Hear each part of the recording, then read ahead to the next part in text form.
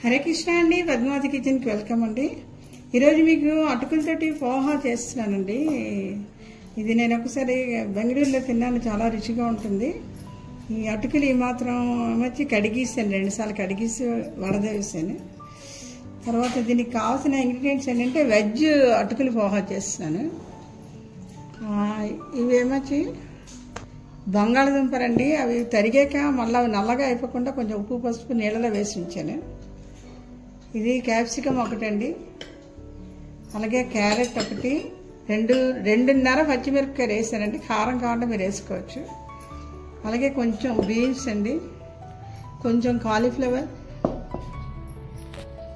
అలాగే పోపుకి కావాల్సినవి ఏంటంటే ఒక చెంచాడు అంటే ఒక స్పూనుడు మినపప్పు, శనగపప్పు, కొంచెం ఆవాలు, ఒక ఎండుమిరపకాయ, అలాగే కొంచెం పల్లీలు, తరిగిన కొత్తిమీర, కొంచెం కరివేపాకు, అలాగే అట్ లాస్ట్ కొంచెం నిమ్మకాయ 1.5 వేస్తానండి. అయితే ఇప్పుడు ఇవన్నీ ఏం చేయాలంటే కొంచెం నీళ్ళలోని ఇవన్నీ కూడా కూరలు వేసేసి కొంచెం ఉప్పు వేసి ఉడికించేసుకోవాలి. కూరలు తరిగినవి కొంచెం నీళ్ళు వేసి దానికి ఉప్పు కొంచెం వేస్తానండి. ఈ ముక్కలు అన్నీ కూడా కుక్కర్లోని కొంచెం నీళ్ళు వేసి పెట్టేసి ఒకే ఒక విజిల్ పెట్టేస్తే వేరంగా అయిపోతుందండి. 2 క్షణాల్లో మనకి అటుకులు పోహా రెడీ అయిపోతుంది. అంటే వేరంగా అయిపోతుంది. ఇలా అయితే పైన ఉడకపెట్టచ్చు కానీ టైం పడుతుంది.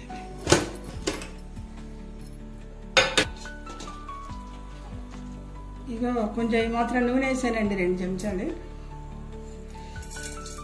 వేసి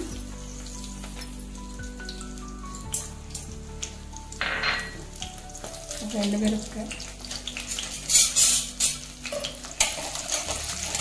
ఇది కొంచెం కరివేపాకు, కొత్తిమీర లాస్ట్ వేస్తాను. ఇక కొంచెం ఉప్పు అండి,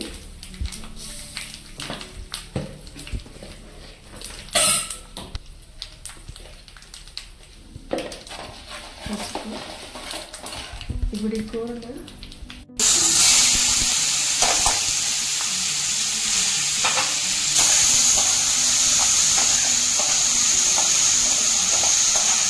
వేసుకోండి.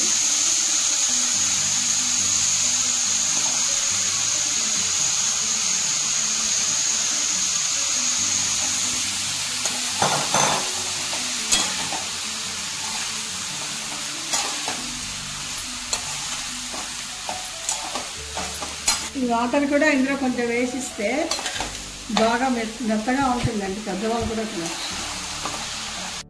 ఒక 2 నిమిషాలు మూత పెట్టేస్తే అవన్నీ ఉప్పు అన్ని కారం గట్ట బాగుపడతాయి.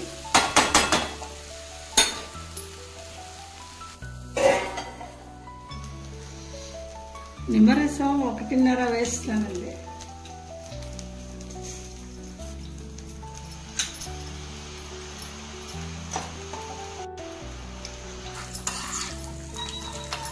పల్లీలు ఇలాగా కొంచెం వేరేగా వేస్తే బాగా మీకు కరకరలాడుతూ బాగుంటాయండి తినడానికి.